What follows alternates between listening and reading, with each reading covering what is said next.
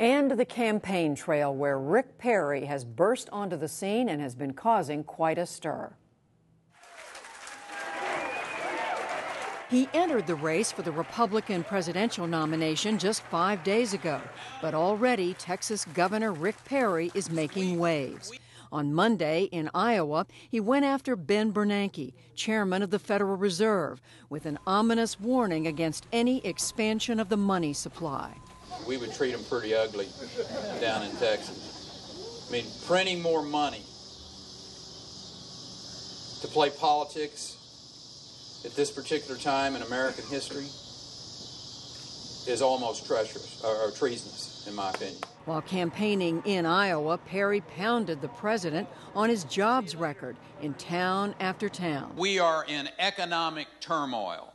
And if we don't have a president of the United States that gets America working again, we are in trouble. Then government, get out of the way. And he has repeatedly cited his own jobs record as governor of Texas. Since June of 2009, Texas is about 8% of the population of America total, but 40% of all the new jobs created in the United States were in the state of Texas. How many jobs are you going to? Perry has been governor for almost 11 years and has never lost an election in his 27 years in public office. A fifth-generation Texan, he was raised on his family's farm near the small town of Paint Creek. He served in the Air Force, and this week he said the troops want a commander-in-chief who, unlike President Obama, has worn the uniform.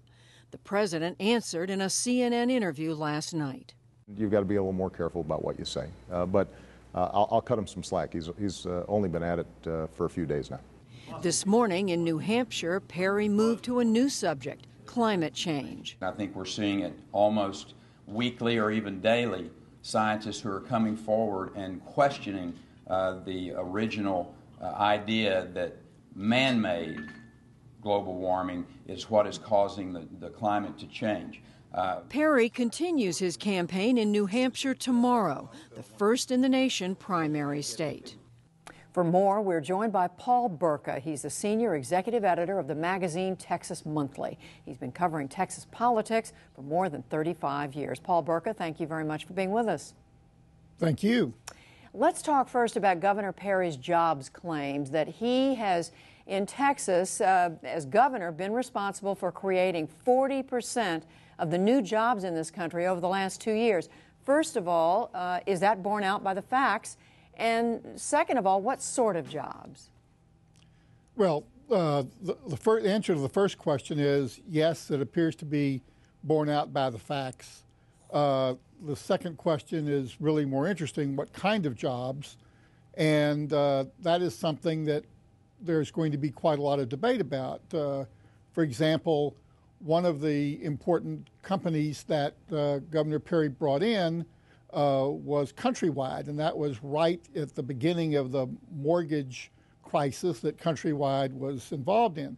And they set up a call center in the Midland-Odessa area.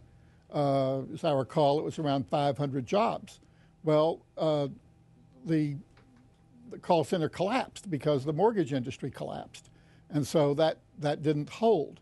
That wasn't Governor Perry's fault, but nevertheless, call centers are not the type A job that you would like to see come to your community.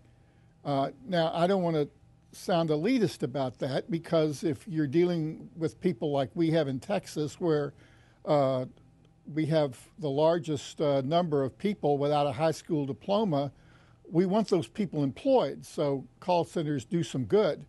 But nevertheless, there is a question about how good these jobs are. So certainly, yeah, well, go ahead. I was just going to say, to picking up on what you just said, so his policies as governor were responsible for the creation of all those jobs.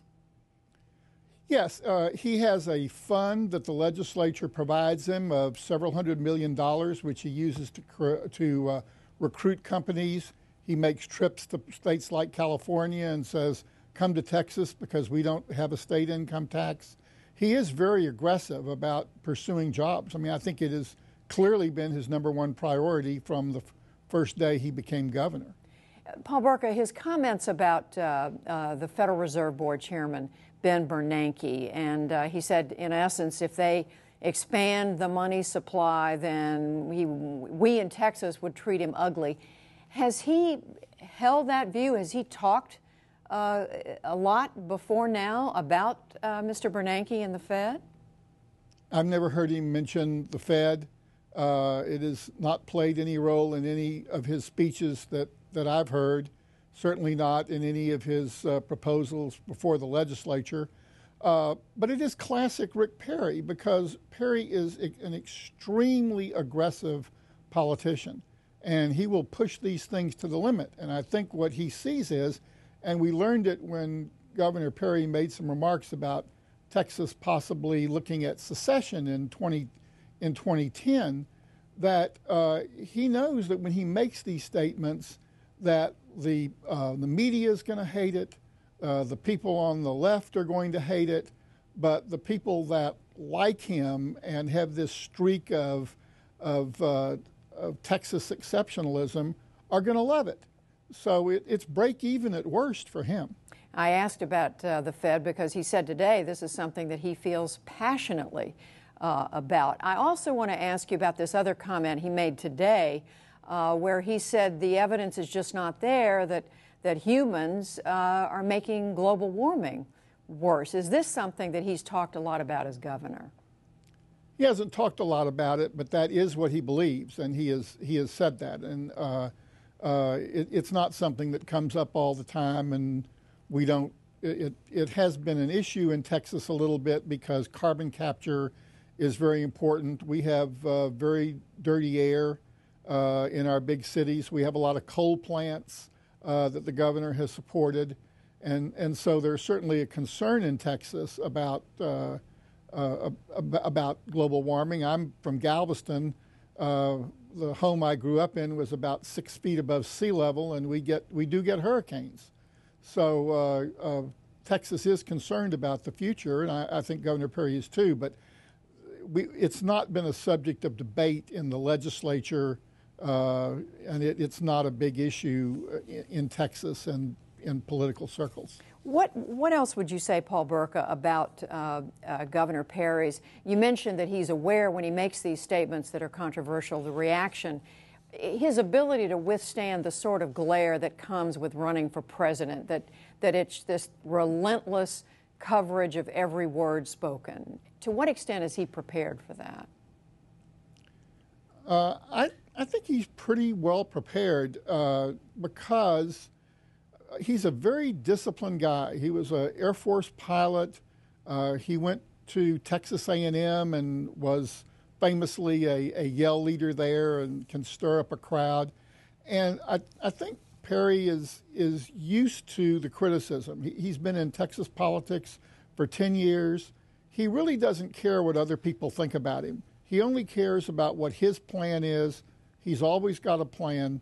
And that's what makes him formidable in politics. He's just a tough guy. And I think that served him well because he's had some very tough races and some very tough criticism over the years. Well, Paul Burka, I'm sure we're going to be coming back to the question of Rick Perry in the future, but thank you very much for giving us your perspective, having covered him. Thank you so much. Thank you.